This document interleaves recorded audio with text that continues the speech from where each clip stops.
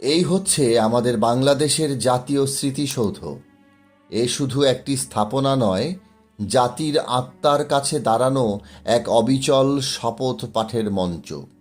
সাভারের সবুজ প্রান্তরে দাঁড়িয়ে থাকা ১৫০ ফিট উঁচু এই মিনার আসলে এক জাতির জন্মকথা। জন্মের আগে দীর্ঘ যাতনা, রক্ত, অশ্রু আর সংগ্রামের ৭টি ধাপ পেরোনোর এক অসমাপ্ত ইতিহাস। এই স্মৃতিসৌধের ৭টি ত্রিভুজ দেয়াল ক্রমশ ছোট থেকে বড়, যেন ৭টি জলসিঁড়ি, যার ধাপে ধাপে উঠে এসেছে আমাদের স্বাধীনতার অভিযাত্রা। ১৯৫২ ভাষা আন্দোলন থেকে শুরু করে ৫৪ যুক্তফ্রন্ট, ৫৬ সংবিধান আন্দোলন, ৬২ শিক্ষা আন্দোলন, ৬৬ ৬ দফা আন্দোলন, ৬৯ গণ অভ্যুত্থান, শেষ পর্যন্ত ১৯৭১ মহান মুক্তিযুদ্ধ। এই ৭টি স্তরই আমাদের বাঙালি সত্তার ৭টি মূল, আমাদের জাতিসত্তার ৭টি স্পন্দন। স্থপতি সৈয়দ মাইনুল হোসেনের ভাবনায় গড়ে ওঠা এই সৌধকে কেন্দ্র করে তৈরি হয়েছে ৮৪ একর জমিতে বিস্তৃত এক ঐতিহাসিক পরিসর, সবুজ বনানী, কৃত্রিম হ্রদ, উন্মুক্ত মঞ্চ।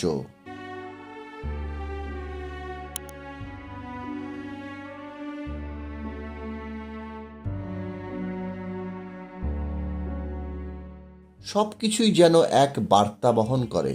একটি জাতি তার অতীতকে যত গভীরভাবে স্মরণ করে, তার ভবিষ্যতও তত দৃঢ় হয়ে ওঠে। অজ্ঞাতনামা শহীদদের 10টি গণসমাধির এই প্রাঙ্গণ সবচেয়ে নীরব, সবচেয়ে বেদনামোহিত অঞ্চল। এখানে কোনো চিৎকার নেই, কোনো স্লোগান নেই, তবুও হাজার কণ্ঠের মতো প্রতিধ্বনি শোনা যায়। এই স্বাধীনতা শুধু আমাদের নয়, যাদের রক্তে রচিত, তাদের সন্তানদের নয়, এটি ভবিষ্যতের প্রতিটি প্রজন্মের অধিকার। কেমন লাগবে আজকে হচ্ছে মানে বাংলাদেশ স্বাধীনতা ৫০ বছর সুবর্ণ লাগবে মানে আমরা স্বাধীন হয়েছি মানে ৫০ বছর পূর্ণ হবে আজকে। অনেক ভালো লাগছে বাংলাদেশে আছি। ইউনিভার্সিটির জন্য ট্রাই করতেছি আমি শিক্ষার্থী। আমার জাতীয় স্মৃতিসৌধ ঘুরে ফিরে দেখে আমার খুব ভালোই লাগছে। আমি এর আগে একবার এসেছিলাম, কিন্তু এতটা কাছে আর আসিনি। আজকেই প্রথম এতটা কাছাকাছি আসলাম, কাছাকাছি থেকে দেখলাম। দেখে আমার মন জুড়িয়ে গেছে। এত সুন্দর কারুকার্য করে আমাদের জাতীয় স্মৃতিসৌধটি তৈরি করেছেন যিনি, তাকে অশেষ কৃতজ্ঞতা। এবং আমরা যারা এটা লালন পালন করে আছি, তাদেরও এটা ভালো লাগার কথা। আপনারা দূর দূরান্ত থেকে যেখান থেকে দেখছেন, আমি সবার কাছে অনুরোধ করব আপনারা কাছাকাছি এসে এটা দেখবেন, আপনাদের আসলেই ভালো লাগবে। বই পুস্তক বা আমাদের টেলিভিশনে আপনারা অনেকভাবে দেখেছেন, কিন্তু সরাসরি যদি কাছে এসে দেখেন তাহলে অবশ্যই ভালো লাগবে। আমারও ভালো লাগছে।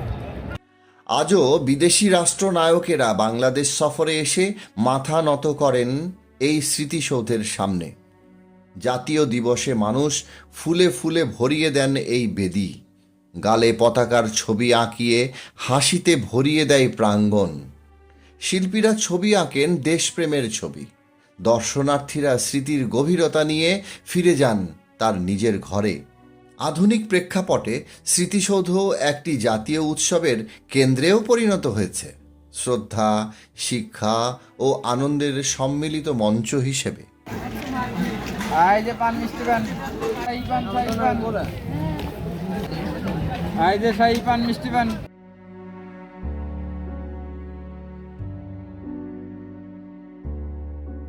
কিন্তু প্রশ্নটি আজ আমাদের, এই স্মৃতিসৌধ কি কেবল স্মরণেই থাকবে নাকি শপথেও? এখানে দাঁড়ানো মানে শুধু শহীদদের প্রতি শ্রদ্ধা জানানো নয়, বরং নিজেকে জিজ্ঞেস করা, আজ আমরা কতটা রক্ষা করতে পেরেছি এই স্বাধীনতা তারা তাদের নিজেদের জীবন দিয়ে গড়ে দিয়েছিলেন।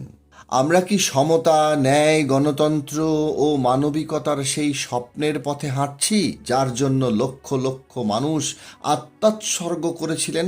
জাতীয় স্মৃতিসৌধ তাই আজও দেশের বিবেক।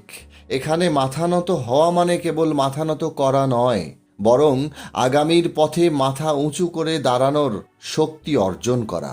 স্মরণই আমাদের শক্তি, শপথই আমাদের পথ, আর স্বাধীনতাই আমাদের চিরন্তন পরিচয়।